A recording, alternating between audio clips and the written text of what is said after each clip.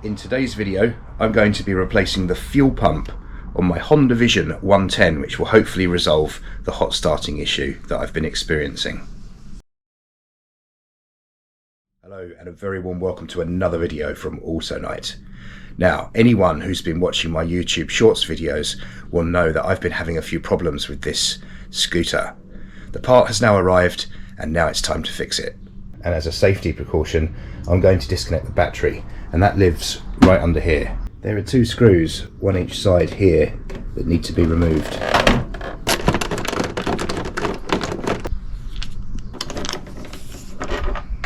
At the front, each side, there is a clip. They're the kind when you have to press the insert center in, then they can be removed.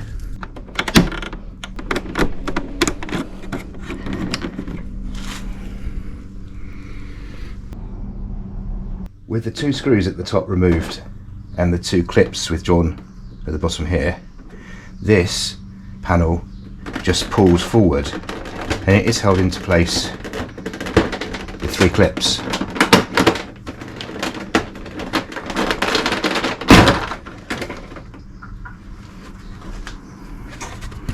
There are three clips here.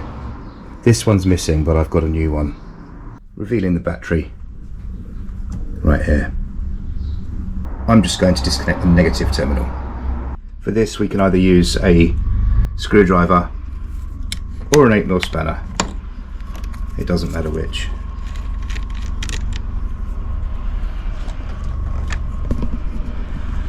I'm going to tuck that wire well out the way so it doesn't spring back up and make the connection again.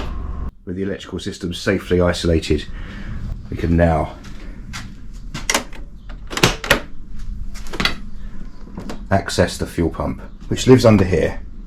This whole seat assembly, including this recess, is very easily removed. We've got three 10mm bolts, one in there, one in that recess, and one down at the front, and just two more clips, same type as just removed at the front. These are everywhere on this bike. They're just they hold the whole thing together, it would seem, in terms of the panel work. Before we refit these, we then just push the centre back out so that when it's refitted, you then just press that back in for it to lock in place.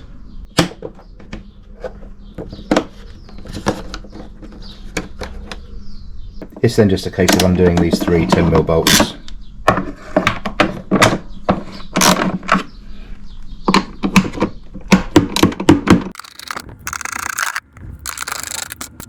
The whole thing then just lifts out, which exposes the fuel pump and also the engine. Great accessibility once that's out. I'm going to remove this electrical connector, press the clip, and it slides off. Now the fuel line to contend with. There may be some residual pressure here, so I'm going to put some cloth around this. It is then a case of pressing this little safety tab inward slightly, pushing this yellow tab down and releasing the pipe. So this little tab has to be pressed that way, which then allows the yellow release clip to be pressed down. It's now a case of undoing these four 10mm nuts.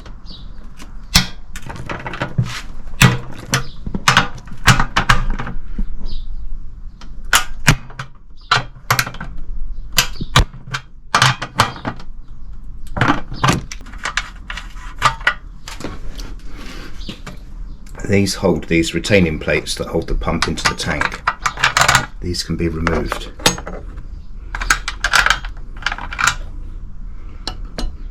This can now be gently eased free. Unfortunately, there's quite a bit of spillage here because the tank was full, and there is a reason behind this which I'll explain in a bit. It's quite difficult to get out through this very small hole, but not impossible. You just have to play about with it and look at the new pump as well, because it shows you the shape of it and it helps you to maneuver it out. I worked out that it's easier to remove the strainer from the actual pump in order to remove the pump from the tank. There are a couple of little tabs here that will allow this to twist free. So you release the two tabs and twist this strainer mat free. One tab there, the other tab is harder to get at and does need a screwdriver. Then this twists and can be removed. This is the thing that's stopping this from coming out of the tank.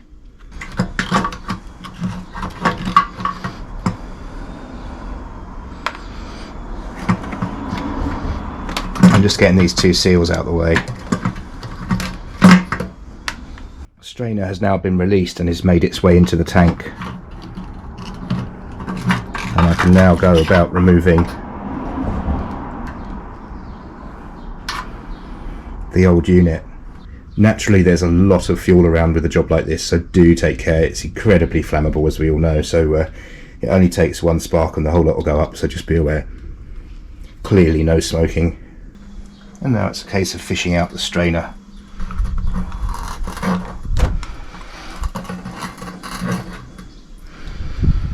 Here it is.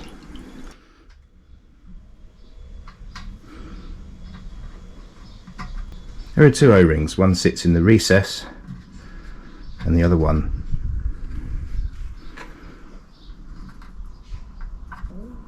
is on the outside there.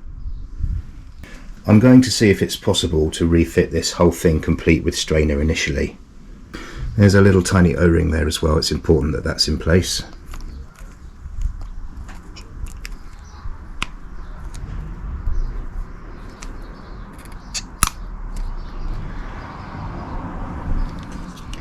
I wonder if this will fit as it is. It will be a lot easier if it does.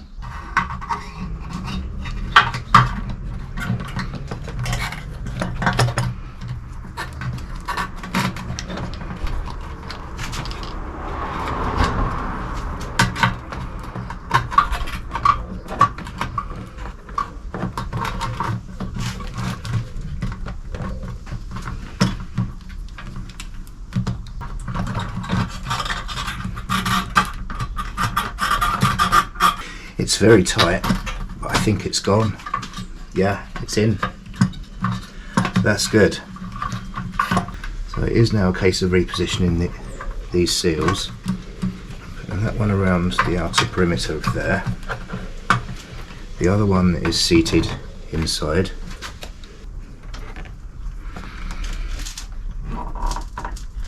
With the seals in place, this is proving really difficult to seat. It literally will not seat into the rubber seal, so I'm just going to see if the action of tightening down these just allows it to seat. It's not how I like to do it. I like to seat this in first really, but I think I could be here all day trying that.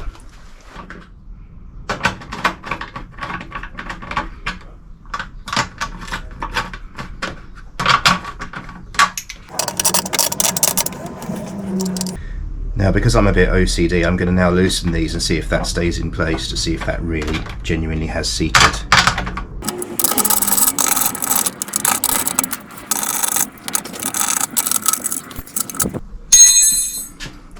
And it hasn't. So I'm not happy with that. I'm wondering if the secret might lie in using some red rubber grease on this seal. And suddenly, with the help of some red rubber grease, it just snapped into position. And that is a relief, because that was starting to annoy me. That's in there now. I'm going to quickly get those tabs back on there before it changes its mind. It's a horrible thing. That was a cow to get into position. Let's put that back on before something falls in there.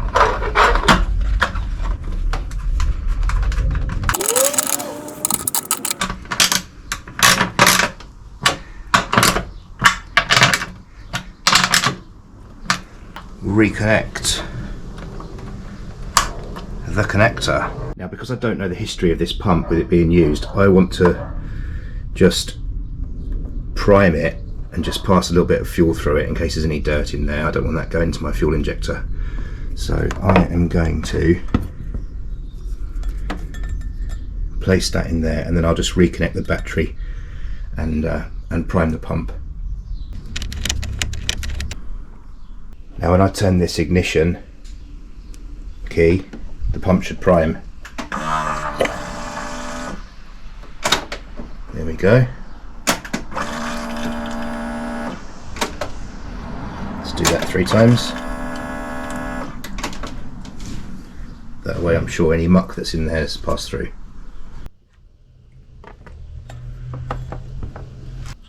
Time to reconnect the pipe. It should just snap back into place.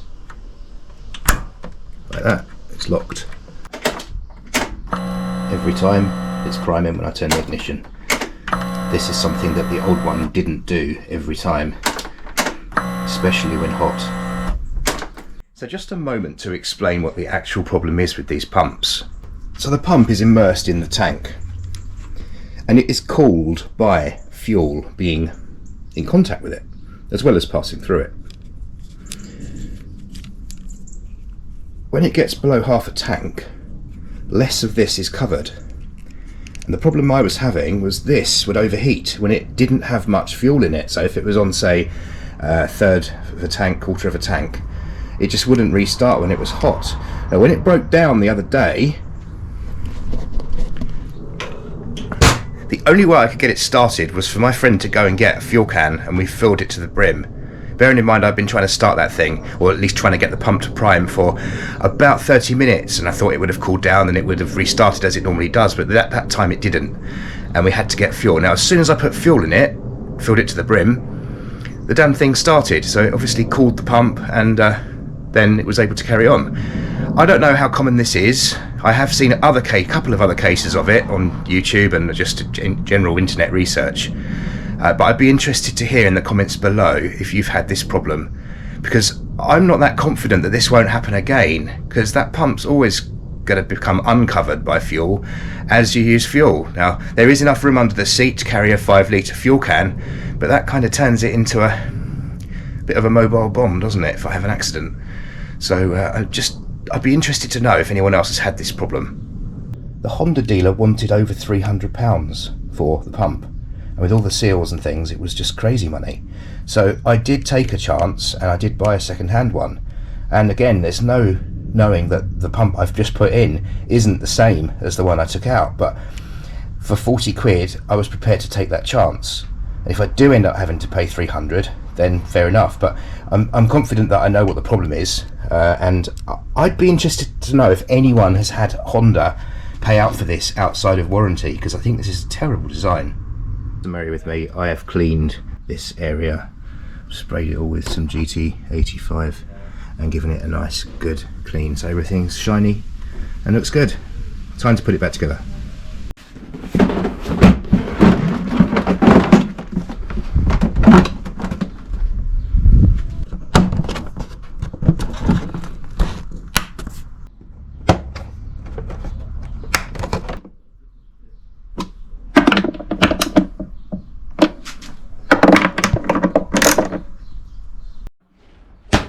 The final check that the battery terminal's tight, which it is.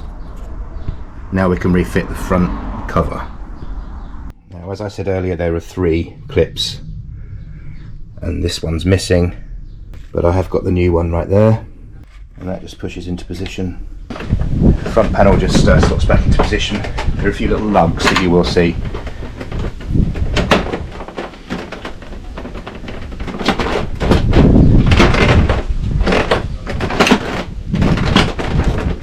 It's a little bit flimsy, it's just how they are. It's all engaged. Refit the little clips in there.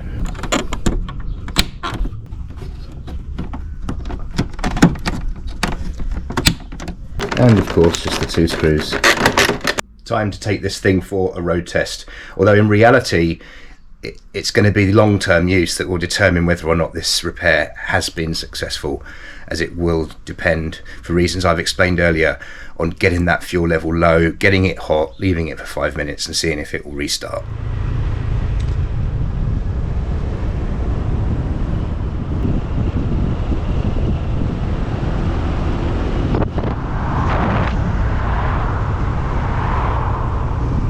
Okay, so everything seems well, but as I say, time will tell if this is really fixed. Thank you very much for watching. Hope you enjoyed the video. Please do subscribe for more content like this, and I look forward to seeing you again in another video very soon.